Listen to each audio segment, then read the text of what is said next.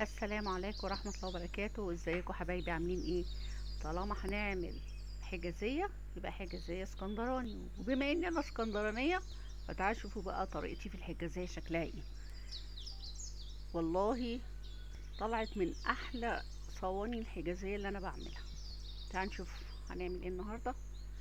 بصي، اولا انا بختبر الخميرة، لازم احط عليها معلقة سكر ونص كوباية مية واحطها على جنب لحد، مع ان انا متأكدة منها بس لازم اجربها. شايفة الكوباية دي؟ احنا هنوحدها في كل حاجة.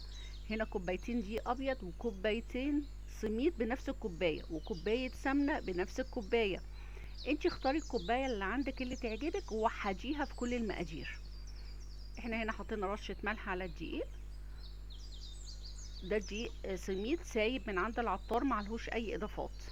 بحط عليه كوباية يعني 3/4 كوباية سمنة وربع بس زيت.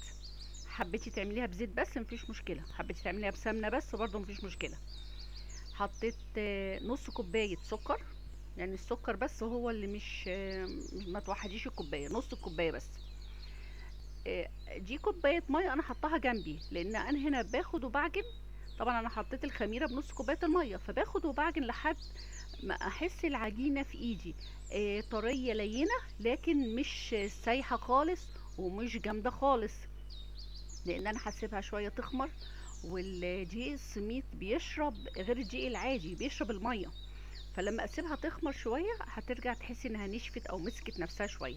وبعدين مش بعجن عجن، انا يا دوب بس بصوابعي بخلط المكونات ببعض، وبغطيها هنا بكيسه وبسيبها تخمر. الحجازيه لازم تخمر مرتين. بنفس الكوبايه برضو حطيت كوبايه سكر وكوبايه ونص من السميد، ده الحشو اللي في النص، ومعلقه كبيره من الكاكاو ومعلقه كبيره من القرفه. ما تكتريش القرفه عن كده عشان لو زادت عن كده بتمرر. بس وبقعد انسم لها بالدقيق كده شويه شويه لحد ما تبقى عامله زي الرمله المبلوله، بس هي كده خلصت. استنيت لما العجينه بتاعتي خمرت، باخدها اقسمها بالنص. انا بجيب صينيتين نفس المقاس. طبعا انت يعني ممكن تعمليها باي طريقه تعجبك، يعني افرضيها على كيس من غير صينيه زي ما يعجبك. انا بجيب صينيتين نفس المقاس. اول صينيه آه، ببططها كده كويس وبرفع حته صغيره قوي قوي من على السور علشان خاطر الحشو بتاعي ما يتلسعش.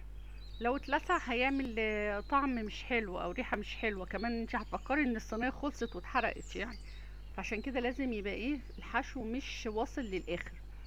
بصي هنا انا برضو على كيسة نفس مقاس الصينية، وبعد كده بروح قلباها وبسويها بقى. بصي بتسويها بايديكي، حتة مقطوعة من هنا بتاخدي من هنا تحطي هنا وبتسويها، هي العجينة لينة وجميلة.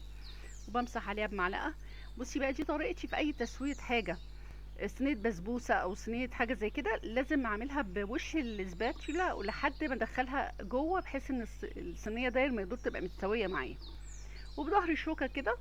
ده شكل الحجازية المعروفة يعني. الحجازية الاسكندراني ما بتتسقاش شربات، هي كده خلاص، كده هي خلصت. ولازم تتقطع قبل ما تخش الفرن علشان ما تتكسرش منك بعد ما تطلع.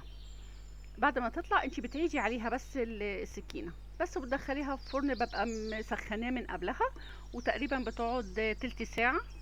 ما تفتحيش عليها طبعا الا لما تطلع وتقب وتحسي انها خدت وقت، يعني حجمها الطبيعي في الخمران يعني. بس وانا هنا قطعتها وربنا يحسن ما بين ايديكي. بصي ناعمه بتدوب جميله جدا، وربنا يحسن ما بين ايديكم جميعا يا رب تجربوها وتعجبكم. واستناكم ان شاء الله في فيديو جديد، وما تنسونيش في اللايك. باي باي.